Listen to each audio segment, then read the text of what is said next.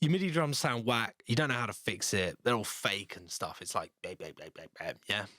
Don't be an egg, watch this video. Mix. The main things we're going to utilize: timing and velocity. If you don't know how to play drums, like me, watch a drummer, learn how drummers do things, like watch videos of drummers, ask a drummer friend. You're going to want the downbeats to be louder, moving the less important ones, the more groovy ones that allow feel off the grid is also going to help. Wow. I would say that these hi-hats kind of have to go. No drummer just goes every single hit being the same. So the first thing that we're going to do is the off beats. We're going to lessen them significantly.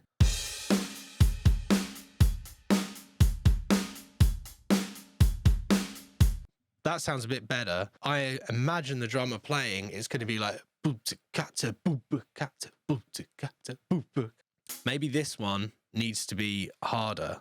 Turn that one up, and then let's see how that sounds if we stick that across.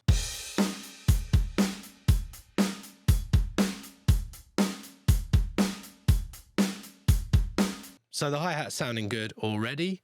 And then let's take all of these, because they're not the downbeat, maybe even that one. Well, no, hold on. Let's include that one. Let's drop them down like 5 or 10 or whatever. Take off that one, knock it down like 5 more, maybe. Okay. And then, so it's boom, ka, boom, boom. So I think that this one should be quieter still. So let's take that one down to 80. Yeah, let's just batch do the rest of them exactly the same, whatever. Let's have a listen to that.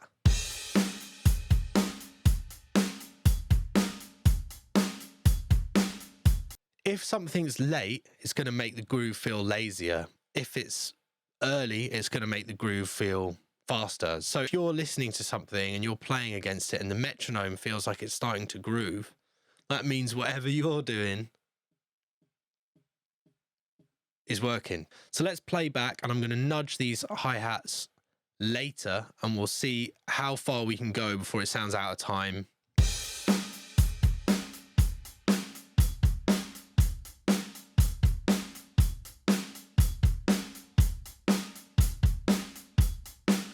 So that sounds out of time, so let's go back in a couple.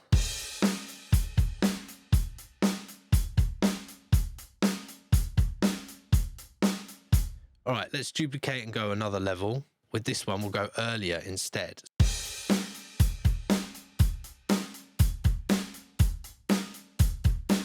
So to me, that already, just going one little bit further, because now that hi-hat is hitting and treading on the transient of the kick and the snare, it already sounds more like a rock song to me. And the groove is already pushing.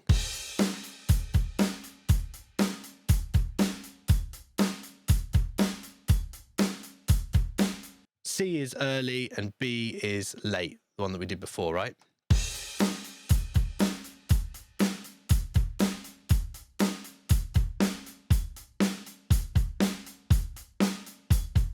So you got 2 different grooves there. And maybe that's the difference between the verse and the pre-chorus. Maybe that's another way you can help the energy curve of your song. Already sounds way more human. I think we should rock the early one, because people I work with make high energy music. That's the preference. Now let's see if we make this early as well. Just all of the second kicks. Let's just do all of them. And let's see how early we can get these.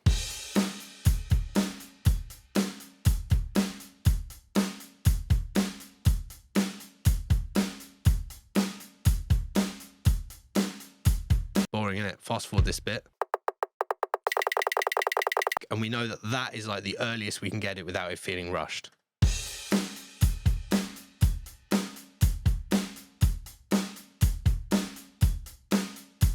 People tend to like Rush at the beginning. And then slacken off towards the end of a phrase.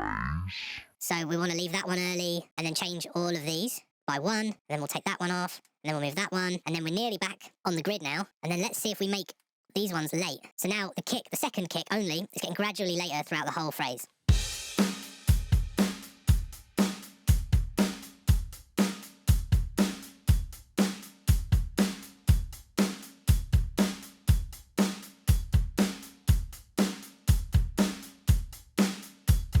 that gives us some change throughout the 8-bar loop, because the goal is that we're trying to make it more human. These two could be later, so let's try moving all of these a couple of clicks down and see how that sounds.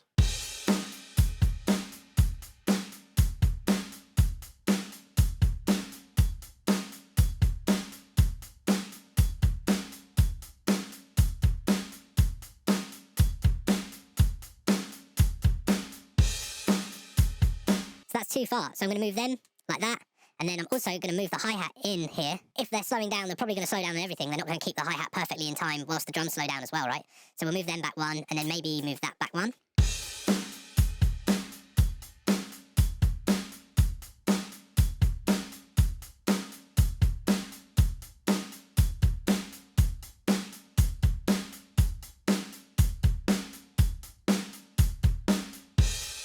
The other thing is, there's no way a drummer's going to play that without putting in an open hat somewhere. And at the end of the phrase, it's probably likely.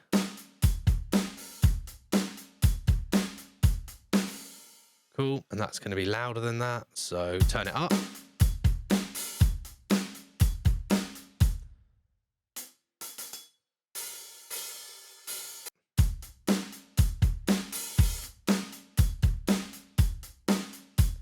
Let's just go back to where we were at the beginning. It's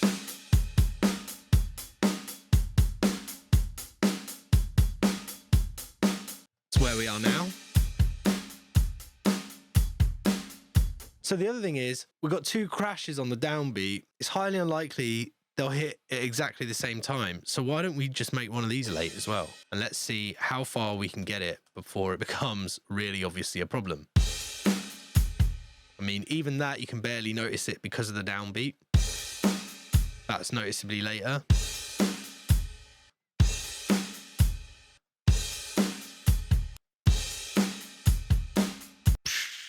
Yeah, the first one's probably going to be harder as well, right? So you either don't have the budget, the drummer, or the capability of recording really sick live drums, and you don't need to be embarrassed. It's a super common problem.